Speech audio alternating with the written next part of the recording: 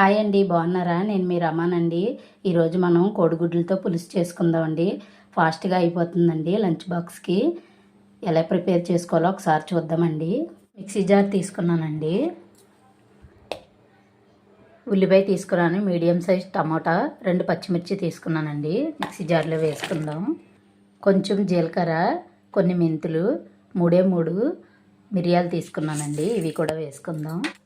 చిన్న అల్లం ముక్క, 4 వెల్లుల్లి రేఖలు వేసుకుందామండి. వీటిని కోర్స్గా గ్రైండ్ చేసుకుందామండి. నిమ్మకాయ సైజ్ అంతా చింతపండు తీసుకొని నీటిలో నానబెట్టుకున్నానండి. స్టవ్ వెలిగించి పాన్ పెట్టుకున్నానండి. పాన్లో ఆయిల్ వేసుకున్నాను. ఇప్పుడు ఉడికించుకున్న కోడిగుడ్లు ఉన్నాయి కదండి, గుడ్లు వేసుకుందాం. గుడ్లకి ఘాట్లు పెట్టుకున్నానండి. ఘాట్లు పెట్టడం వల్ల కర్రీ అంతా లోపలికి వెళ్ళి చాలా బాగుంటుందండి. ఎగ్స్ని కూడా తొందరగా ఎలా ఉడికించుకోవాలో నేను ఒక వీడియో చేశానండి. నా వీడియోలోకి వెళ్తే మీకు తెలుస్తుంది. ఒకసారి చూద్దామండి. ఎగ్స్ని ఇలా వేసుకొని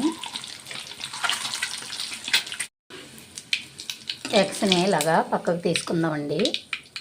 పేస్ట్ చేసుకున్న మసాలా ఉంది కదండి, ఆనియన్ టమాటా పేస్ట్ వేసుకున్నామండి. బాగుంటుంది. ఈ మసాలా కాస్త వేగిందంటే సరిపోతుందండి. ఫాస్ట్ కొంచెం పసుపు వేసుకున్నామండి.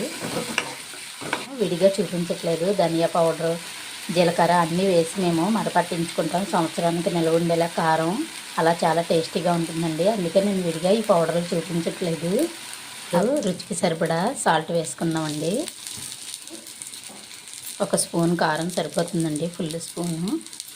ధనియాలు, ఆవాలు, జీలకర్ర అన్నీ కలిపి మరపట్టించుకుంటామండి. చాలా బాగుంటుంది, చాలా టేస్టీగా ఉంటుందండి కారం. ఇప్పుడు నిమ్మ సైజ్ అంతా చింతపండు గుజ్జు తీసుకున్నాను, గుజ్జు వేసుకుందాం. ఇలా ఇంకో కొంచెం వాటర్ వేసుకున్నానండి నేను. ఇప్పుడు కరివేపాకు వేసుకుందామండి. కరివేపాకు వేసుకుంటే అరోమా బాగుంటుంది. వేయించుకున్న ఎగ్స్ వేసుకుంటున్నానండి.